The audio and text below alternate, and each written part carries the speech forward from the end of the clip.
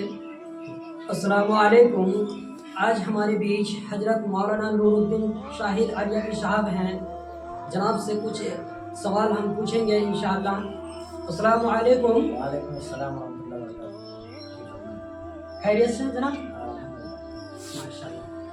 جناب آج ہم نے جو ٹاپک رکھے ہیں وہ ہے جنازے کی نماز کیسے پڑھیں.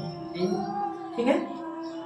یعنی تکبیر تحریمہ سے لے کے سلام پھیرنے تک کی جتنی دعائیں ہیں آپ کو بیان کرنا ہے تاکہ ہمارے چینل کے ذریعے سے عوام سیکھ سکیں. ٹھیک ہے؟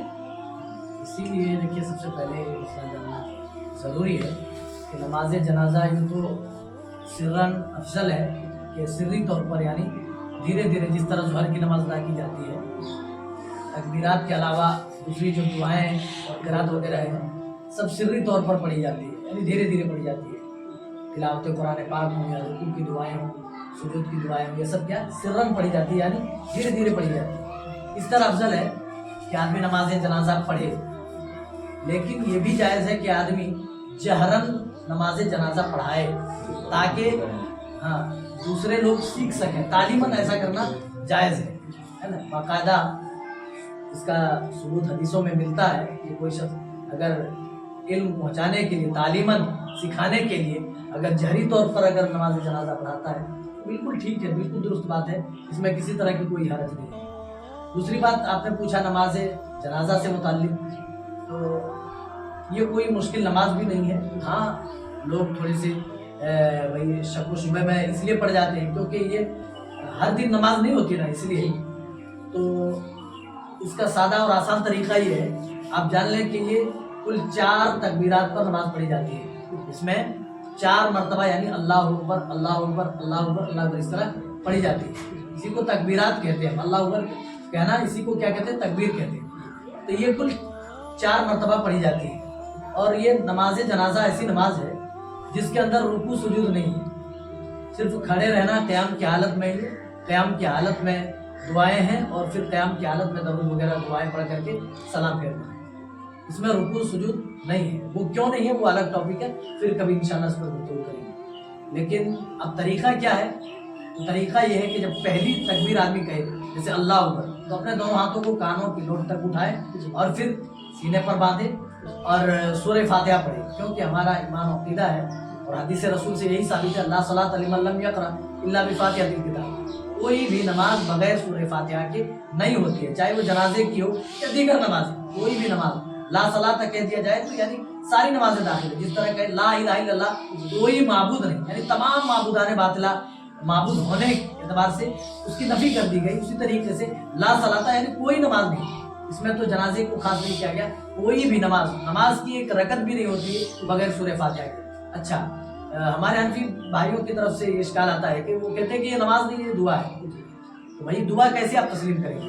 دعا تو بغیر وضو کے بھی کی جا سکتی ہے, بغیر قبلہ رو ہوئے بھی دعا مانگی جا سکتی ہے.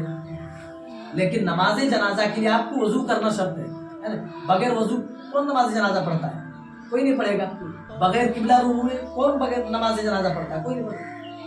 لیکن دعا میں ایسا معاملہ نہیں, تو اس سے یہ مسئلہ ثابت ہوتا ہے. اور محدثین کے یہاں بھی آپ دیکھیں گے تو انہوں نے بھی جو اپنی حدیث کی کتابوں میں جو ابواب قائم کیے اس سے بھی پتہ چلتا ہے کہ باقاعدہ یہ نماز جنازہ ایک نماز ہے, یہ دعا نہیں ہے. دعا تو بھائی نماز کو کہہ سکتے ہیں اس طرح سے, لیکن آپ یہ کہہ دیں کہ نماز نہیں یہ ایک دعا ہے, یہ کہیں نہ کہیں بھائی اٹکل یا کچھ اس طریقے سے اپنا چھپانے کی, کہتے ہیں نا کوئی چیز جب چھپائی جا رہی ہو تو لوگوں کے سامنے نقلی چیز کو رکھنا پڑتا ہے اصل چھپانے کے لیے. تو ہو سکتا ہے کہ بھائی یہی وجہ ہو, لیکن ایسا کہیں پر بھی نہیں. محدثین نے جو باب باندھی وہ یہ صلاۃ الجنائز, اس نے صلاۃ, محدثین نے صلاۃ کا لفظ استعمال کیا ہے, جنازے کی نماز. تو اس سے بھی صاحب محدثین کے یہاں بھی نماز جنازہ باقاعدہ ایک نماز ہے, ان کے یہاں بھی صرف دعا نہیں سمجھی جاتی ہے. اب کیسے پڑھی جائے گی؟ پہلی تکبیر کہہ کے آدمی سینے پہ ہاتھ باندھے اور سب سے پہلے سورہ فاتحہ پڑھے. جیسے سورہ فاتحہ مکمل, وہ چاہے تو کسی سورت کو بھی اس میں ملا سکتے پہلی تکبیر کہنے کے بعد. قل اللہ احد پڑھ لیں پورا درد, جو آدمی کو آسان ہو. فقرأوا ما تیسر من القرآن, اللہ تعالیٰ جو بندے کو آسان لگے, جو یاد ہو اسے, جو سب سے بہتر طریقے سے پڑھ سکتا ہے وہ سورت آدمی تلاوت کر لے چاہے تو, ورنہ سورہ فاتحہ پر بھی اتفاق کیا جا سکتا ہے.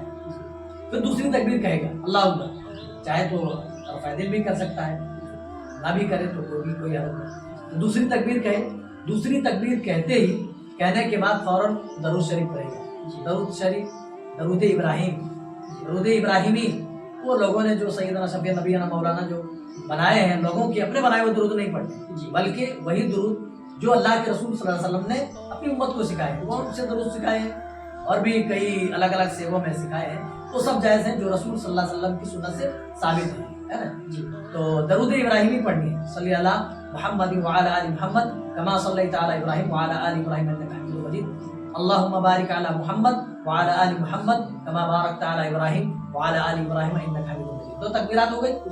اب کیا ہے کہ درود شریف نے پڑھ لی سورہ فاتحہ کے بعد دوسری تکبیر, اب پھر آدمی تیسری تکبیر کے, تیسری تکبیر کے بعد دعائیں پڑھنی ہیں.